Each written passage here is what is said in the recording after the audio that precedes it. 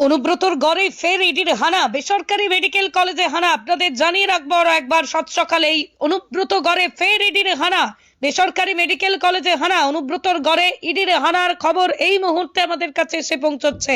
আপনাদেরকে দেখিয়ে রাখবো বোলপুরের মুলুকে শান্তিনিকেতন মেডিকেল কলেজে ইডির হানা। জানিয়ে রাখি আরো একবার, অনুব্রত গড়ে ফের ইডির হানা, বেসরকারি মেডিকেল কলেজে হানা। প্রসঙ্গত, অনুব্রত মণ্ডল যখন গরু পাচার মামলায় জেলে ছিলেন, তখনই এই কলেজের অন্যতম কর্ণধার মলয় পিটকেও সিবিআই ইডি জিজ্ঞাসাবাদ করেছিল বারবার ডেকে। যদিও কি কারণে কেন্দ্রীয় তদন্তকারী সংস্থা ইডি হানা দিয়েছে তা এখনো স্পষ্ট নয়।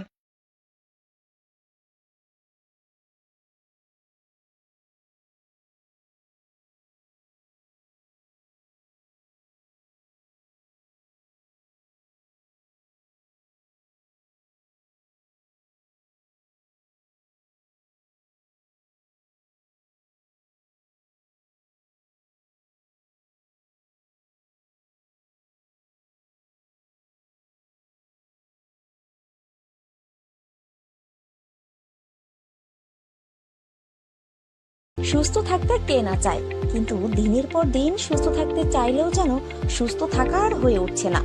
কারণ বিভিন্ন জায়গা থেকে সুস্থ হয়ে যাবেন এমন প্রতিশ্রুতি পেলেও মেলেনি কোনো সুরাহা। আপনি ভাবছেন কোথায় যাবেন, কিভাবে সুস্থ থাকবেন, এমন নানা প্রশ্নের সম্মুখীন হচ্ছেন। কিন্তু ভাবুন তো, এমন কোনো ডাক্তারবাবুর সন্ধান যদি আমরা দিই আপনাকে, যেখানে গেলে আপনি ম্যাজিকের মতো সুস্থ হয়ে যাবেন, কেমন হবে? হ্যাঁ, আপনি ঠিকই শুনেছেন, চিন্তার কোনো কারণ নেই। সেই সন্ধান দেব আমরা আপনাকে। কথায় আছে ডাক্তার হলো ভগবান, তবে সেই ভগবানের সন্ধান কজন পায়? আজ আমরা এমন একজন ডাক্তারবাবুর অর্থাৎ ডক্টর সন্তুদের সঙ্গে পরিচয় করিয়ে দেব, যেখানে রোগী ম্যাজিকের মতো সুস্থ হয়ে যান।